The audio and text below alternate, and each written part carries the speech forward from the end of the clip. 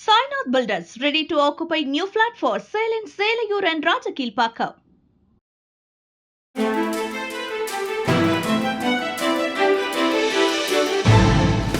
தட்டை, சீடை, முறுக்கு, ரிப்பன் போகடா, அதிரசம் என்ன வேணாலும் செய்யுங்க. ஒரே ஒரு 5 லிட்டர் இதய மந்த்ரா கடல் எண்ணெய் பேக் ஒரு மாசம் முழுசுக்கும் அத்தனை சமையல முடிச்சு விடலாம். இதய மந்த்ரா.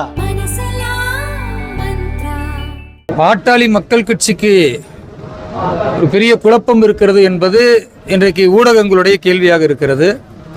எங்களை பொறுத்தவரை எல்லா கட்சிகளிலுமே உட்கட்சி பிரச்சனை என்பது இருக்கும். அது திமுகவாக இருக்கட்டும் அல்லது அண்ணா திமுகவா இருக்கட்டும், ஏன் பாஜகவா கூட இருக்கட்டும், எல்லா கட்சிகளிலுமே அந்த கட்சிக்குள்ளார உட்கட்சி பூசல் என்பது இயல்பாக இருக்கும். ஒரு ஜனநாயக கட்சி என்றால் எல்லோருக்கும் பேசுவதற்கான வாய்ப்பு இருக்கும், ஒவ்வொருவருக்கும் மாற்று கருத்து இருக்கும். அந்த கருத்துக்களை சொல்லும் பொழுது அது ஏதோ பல்வேறு கருத்து முரண் இருப்பது போன்று தெரிந்தாலும் கூட தேர்தல் என்று வருமையானால் ஒவ்வொரு கட்சியும் அந்த கட்சி வெற்றி பெறுவதற்கு உட்கட்சி பூசலை எல்லாம் மறந்துவிட்டு நல்லதொரு ஆட்சி அமைப்பதற்கு முன்முயற்சி எடுப்பார்கள்.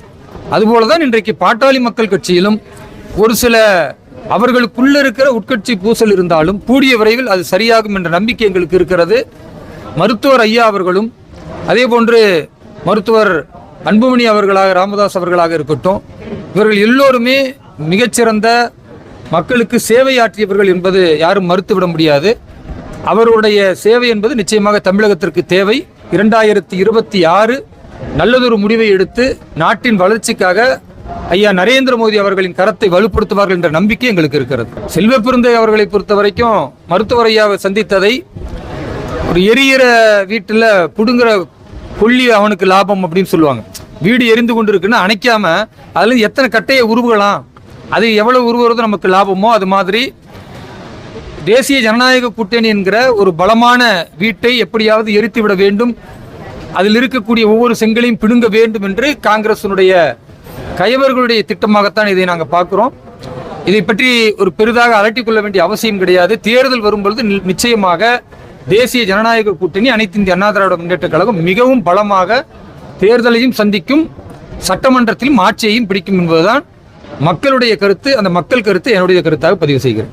அமித்ஷா அவர்கள் வந்து முருக பக்தர்கள் மாநாட்டில் கலந்து கொள்ள வேண்டும் என்று விடுத்த அழைப்பு 5 லட்சம் மக்கள் பிரம்மாண்டமாக மதுரையிலே முருக பக்தர்கள் மாநாட்டில் கலந்து கொண்டதோடு ஆன்மீகம்தான் தமிழகத்தினுடைய அற்புதமான இந்த அடையாளத்திற்கு காரணம் என்பதை நிரூபித்திருக்கிறார்கள்.